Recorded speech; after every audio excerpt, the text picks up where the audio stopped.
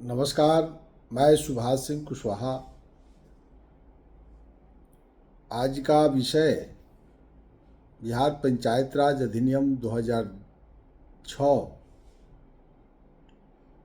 की धारा 10 निगरानी समिति क्या है। निगरानी समिति के संबंध में आज हम लोग जानेंगे। ग्राम पंचायत के अंदर निगरानी समिति की भूमिका क्या है। तो सबसे पहले इसके संबंध में हम लोग जानकारी प्राप्त कर लें। इस देश के अंदर 3 सरकार है, केंद्र सरकार, राज्य सरकार और पंचायत सरकार। तो केंद्र सरकार के तमाम डिपार्टमेंट हैं। पूरे भारत पर शासन करने का एक व्यवस्था बनाई गई है, जिसके तहत कोई भी भ्रष्टाचार है, जैसा कि आप लोग नित्य प्रतिदिन देखते रहते हैं, आय से अधिक प्रॉपर्टी के मामला में छापामारी होना, सीबीआई की नियुक्ति होना, ईडी सीडी के संबंध में आप लोग रोज सुनते रहते हैं, पक्ष विपक्ष राजनेताओं के बीच में, यानी किसी भी भ्रष्टाचार के खिलाफ में जांच करने वाली एजेंसी होती है। उसी प्रकार राज्य के अंदर विजिलेंस डिपार्टमेंट काम करती है। तो राज्य सरकार के जो कर्मचारी हैं, पदाधिकारी हैं, प्रतिनिधि हैं, कोई भ्रष्टाचारी है तो उनको गोपनीय ढंग से पकड़ने का उस संस्था को आदेश दिया जाता है या अधिकार भी प्राप्त है। अब सवाल है कि पंचायत सरकार के अंदर अगर कोई भ्रष्टाचार है, कोई ग्राम पंचायत के मुखिया भ्रष्टाचारी हो जाए, कोई ग्राम पंचायत का वार्ड के सदस्य भ्रष्टाचारी हो जाए, तो केंद्र और राज्य सरकार के द्वारा संयुक्त रूप से ग्राम पंचायत को अधिकार दिया गया है कि लोकसभा और विधानसभा के अंदर गांव गरीब किसान मजदूरों के लिए जो भी योजना लाई जाएगी, उस योजनाओं में यदि भ्रष्टाचार है तब तो उसके लिए मुखिया दोषी है, ग्राम पंचायत के सदस्य दोषी हैं। तो उनको पकड़ने के लिए कौन एजेंसी होगा। केंद्र सरकार के पास तो सीबीआई है, राज्य सरकार के पास विजिलेंस है, ग्राम पंचायत के पास क्या है। तो इसलिए ग्राम पंचायत के अंदर निगरानी समिति की भी गठन करने का प्रावधान संविधान 2006 में मुख्यमंत्री नीतीश जी ने कर दिया। उसी धारा 10 उसी को कहते हैं निगरानी समिति के गठन का प्रावधान किया गया। तो निगरानी समिति क्या है, हमको लगता है कि आप सब समझ गए होंगे। अगर फिर से समझना हो तो मैं समय दिया हूँ 10 बजे रात से 12 बजे रात तक प्रतिदिन। आप जिनको भी इस संबंध में विस्तृत समझना है आप प्रश्न कर सकते हैं।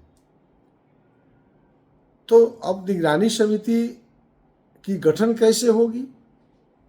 तो निगरानी समिति के सबसे पहले गठन करने की प्रक्रिया एक ग्राम सभा को अधिकार दिया गया कि हर साल वित्तीय वर्ष जब बदलता है 31 मार्च के बाद अप्रैल में पहला ग्राम सभा जब की जाएगी, उस पहला ग्राम सभा में प्रखंड विकास पदाधिकारी की उपस्थिति में या उनके द्वारा कोई नियुक्त पदाधिकारियों की उपस्थिति में पहला ग्राम सभा में निगरानी समिति की गठन का प्रस्ताव लाया जाएगा। और उसके सेक्रेटरी कौन होगा। तो जो ग्राम पंचायत का सचिव होगा, पंचायत सेवक जिसको आप कहते हैं, वही पंचायत का सचिव होता है। वही पंचायत के सचिव निगरानी समिति का भी सचिव होगा, ग्राम सभा का भी सचिव वही होगा। तो अब ग्राम सभा में प्रस्ताव आया, सचिव निगरानी समिति का सचिव ग्राम पंचायत का होगा। अब यह 11 सदस्यीय कमेटी की गठन की जाएगी। कितना 11। अब 11 ग्राम सभा के अंदर चुनने का प्रावधान है। तो कैसे करिएगा, अब आरक्षण समझ लीजिए। अब ग्राम पंचायत की कुल जनसंख्या और उस ग्राम पंचायत की कुल अनुसूचित जाति जनजाति की जनसंख्या, तो कुल जनसंख्या का अनुसूचित जाति जनजाति का जो जनसंख्या होगा उसका जो प्रतिशत होगा वह प्रतिशत 11 कमेटी के गठन में लागू किया जाएगा। अब मान लीजिए कि 25% जनसंख्या किसी ग्राम पंचायत में कुल जनसंख्या का 25% यदि अनुसूचित जाति की जनसंख्या है तो 11 का 25 कितना हुआ? उतनी संख्या 11 में अनुसूचित जाति समाज से चयन किया जाएगा। क्लियर? अब दूसरा, पिछड़ा वर्ग से 20% लिया जाएगा, यानी 11 का 20% 2.25 हुआ, तो 2.5 से ऊपर रहता तो 3 करते, 2.5% से नीचे आता है तो 2 करना है, स्वाभाविक है। तो इस स्थिति में हर 11 में 2 पिछड़ा वर्ग का चयन किया जाएगा। तो अनुसूचित जाति का कुल जनसंख्या का जितना अनुसूचित जाति की जनसंख्या उस पंचायत में है वही प्रतिशत 11 में लागू होगा। अब 20% तो पिछड़ा का फिक्स है। अब जो बच गया वह समान जाति से लिया जाएगा। क्लियर? अब 11 हो गया, लेकिन अब इसमें एक शर्त है, अब उसमें 50% महिलाओं को आरक्षण रहेगा, यानी 11 के आधा 5.5 महिला, तो 5.5 तो होगा नहीं, 6 हो या 5 हो, तो कम से कम 5 महिला या 6 महिला का प्रावधान है। तो आप कहीं 5 भी लोग रखता है लेकिन रखना 6 चाहिए, यानी 6 उसमें महिलाओं को रखना अनिवार्य है। लेकिन आरक्षण रोस्टर का भी ध्यान रखना, अब 2 पिछड़ा वर्ग से होगा तो 1 महिला 1 पुरुष। अगर मान लीजिए 2 अनुसूचित जाति से होता है तो 1 पिछड़ा 1 महिला, 1 पुरुष 1 महिला। उसी तरह से महिलाओं का एडजस्टमेंट 11 में 50% होना चाहिए। अब तो क्लियर हो गया होगा ना कि 11 का कमेटी की गठन आरक्षण रोस्टर का पालन करते हुए ग्राम सभा से तय किया जाएगा और वह निगरानी समिति 1 वर्ष के लिए कार्यरत रहेगी। फिर वित्तीय वर्ष जब बदलेगा, अप्रैल में जो ग्राम सभा होगा या पहला जो ग्राम सभा होगा उस ग्राम सभा में इसका रिन्यूअल के लिए फिर प्रस्ताव लाया जाएगा। तो ग्राम सभा चाहे तो उसी कमेटी को मान ले या फिर से चुनाव करे।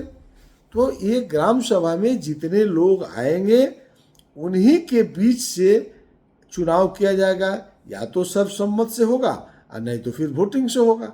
यानी जो प्रखंड के विकास पदाधिकारी वहाँ रहेंगे पर्यवेक्षक के रूप में, उनके विवेक पर निर्भर करता है कि आप कौन से प्रक्रिया अपनाएंगे ताकि वहाँ निगरानी समिति की गठन हो जाए। वही निगरानी समिति जो केंद्र सरकार का CBI है, ED है, राज्य सरकार के पास विजिलेंस है, वही पावर लेकर के ग्राम सभा ने निगरानी समिति का गठन कर दिया। अब दूसरे तरीका से समझ लीजिए, ग्राम सभा ने निगरानी समिति बनाया और वही ग्राम सभा के मतदाताओं के साथ चुनाव आयोग मिल करके वाइवैलेट चुनाव कराया, तो ग्राम पंचायत का गठन हुआ। यानी एक एक प्रादेशिक निर्वाचन क्षेत्र से वार्ड के सदस्य जिसको कहते हैं, उसको सही नाम है ग्राम पंचायत के सदस्य का चुनाव होता है हर प्रादेशिक निर्वाचन क्षेत्र से। अब पूरे ग्राम के मतदाताओं से मुखिया का चुनाव होता है और दोनों को मिला देने से वह हो जाता है ग्राम पंचायत। पहले मैं बता चुका हूँ, फिर आगे हम बताएंगे कि ग्राम पंचायत, बार बार समझना होगा कि ग्राम पंचायत किसे कहते हैं। तो ग्राम पंचायत आप समझ गए, वार्ड सदस्य और मुखिया का संयुक्त नाम है ग्राम पंचायत। और मुखिया जिस क्षेत्र से जीतते हैं उस क्षेत्र का नाम है ग्राम। तो ग्राम के वोटरों ने मुखिया को जिताया और प्रादेशिक निर्वाचन क्षेत्र के लोगों ने वार्ड सदस्य को जिताया, यानी ग्राम पंचायत बना। और उसी ग्राम पंचायत को चुनाव आयोग ने गठन किया और उसी ग्राम पंचायत को जांच करने के लिए भ्रष्टाचारी ग्राम पंचायत हो जाए, मुखिया भ्रष्टाचारी हो जाए, वार्ड सदस्य भ्रष्टाचारी हो जाए, तो उनके भ्रष्टाचार का जांच करने के लिए निगरानी समिति की गठन की जाती है और उस निगरानी समिति का गठन करेगा ग्राम सभा। अब सोच समझ रहे हैं ना, क्लियर हो गया होगा कि ग्राम पंचायत किसे कहते हैं और निगरानी समिति क्यों बनाई जाती है। तो अभी तो क्लियर हो गया। और निगरानी समिति का सेक्रेटरी कौन होगा? फिर से एक बार, निगरानी समिति का सचिव वही होगा जो ग्राम पंचायत का सचिव होगा। क्लियर। अब निगरानी समिति का अध्यक्ष कौन होगा? 11 लोग बैठेंगे जो चयनित सदस्य होंगे, वह 11 आपस में बैठ करके एक अध्यक्ष का चुनाव करेंगे, वही निगरानी समिति का अध्यक्ष हो जाएगा। तो जितना पंचायत सरकार भवन बन रहा है उसमें आप देखेंगे कि ग्राम पंचायत के मुखिया का एक कार्यालय बन रहा है, चैम्बर बन रहा है, तो एक निगरानी समिति का भी कार्यालय उसमें बनाने का प्रावधान है, उनको बनाया जा रहा है। क्योंकि निगरानी समिति एक चैम्बर में बैठती है, दूसरे चैम्बर में ग्राम पंचायत के मुखिया बैठते हैं और तीसरे चैम्बर में ग्राम पंचायत के सचिव बैठते हैं। यानी सचिव देखेंगे कि दोनों का कॉमन सचिव है। निगरानी समिति का भी काम सचिव को करना है और ग्राम पंचायत के काम का भी सचिव को करना है। अब तो क्लियर हो गया होगा। तो अब हम आगे बढ़ते हैं अधिकार की तरफ। अब निगरानी समिति की बैठक कितने दिन पर होगी और ग्राम पंचायत की बैठक कितने दिन पर होगी? यानी ग्राम पंचायत की बैठक फिर मैं आगे बताने वाला हूँ, हर 2 महीना पर करना है। प्रत्येक 2 महीना पर मुखिया के कार्यकारिणी की बैठक ग्राम पंचायत के सचिव बुलाएंगे। तो कार्यकारिणी की बैठक होती है जिसमें सभी डिपार्टमेंटल समीक्षा किया जाता है। अलग अलग आप समझ रहे होंगे। अब निगरानी समिति की बैठक कौन बुलाएगा? तो निगरानी समिति का पहला बैठक सचिव के द्वारा बुलाया जाएगा और दूसरी बैठक अध्यक्ष के द्वारा बुलाई जाएगी। लेकिन इसका समय होगा प्रत्येक महीना। प्रत्येक महीना निगरानी समिति की बैठक करने का कानूनी रूप से संविधान में प्रावधान किया गया है। क्लियर। और मुखिया की कार्यकारिणी का बैठक प्रत्येक 2 महीना में करना है। अब आप समझिए कि निगरानी समिति का अधिकार क्यों बढ़ रहा है।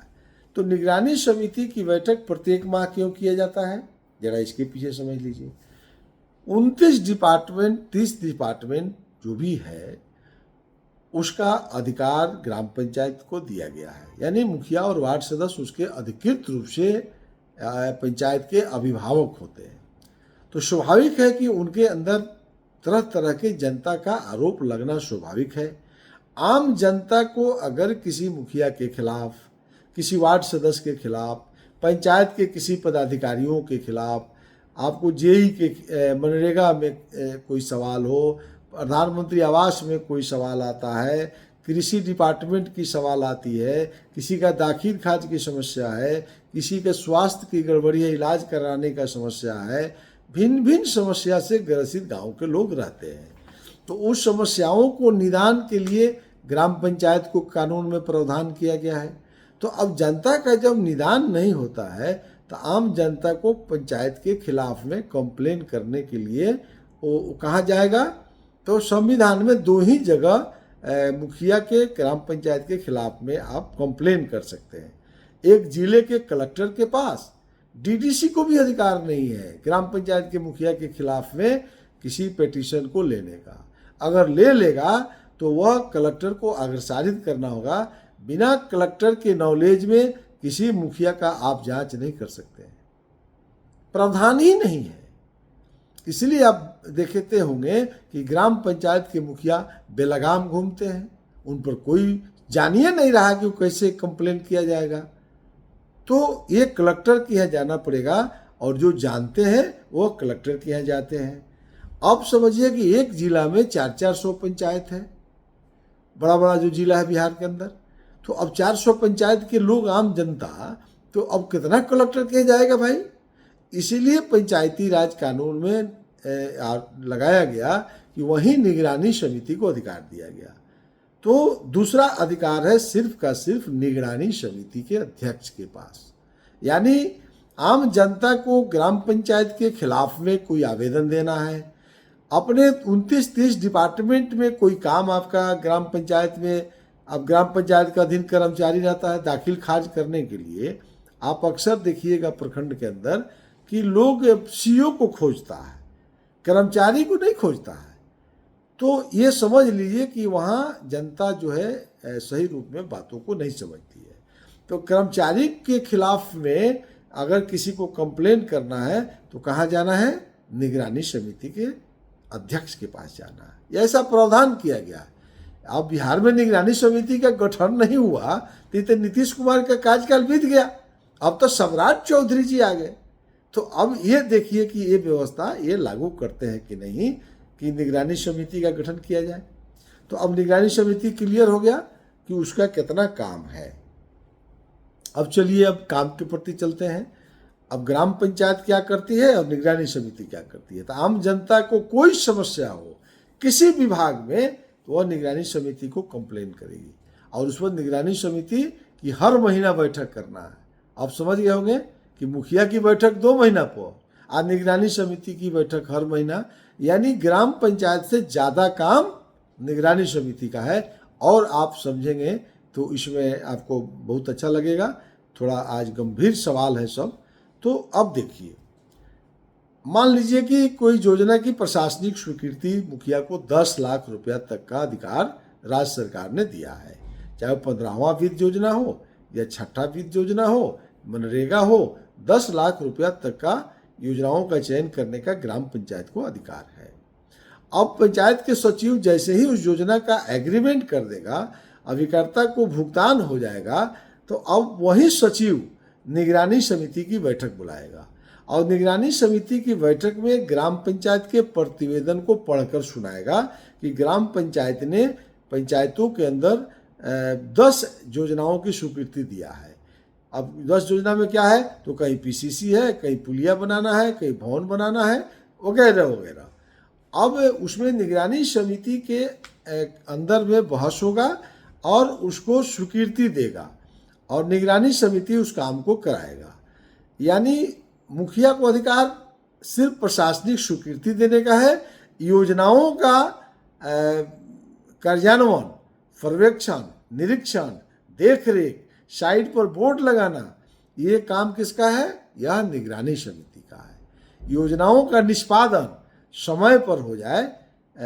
जैसे ग्राम पंचायत के मुखिया प्रशासनिक स्वीकृति में किसी अभिकर्ता को कहा कि यह स्कीम आपको 3 महीना में पूरा करना है, तो 3 महीना जो है पूरा कराने की दायित्व निगरानी समिति की होगी, वो मुखिया का नहीं होगा।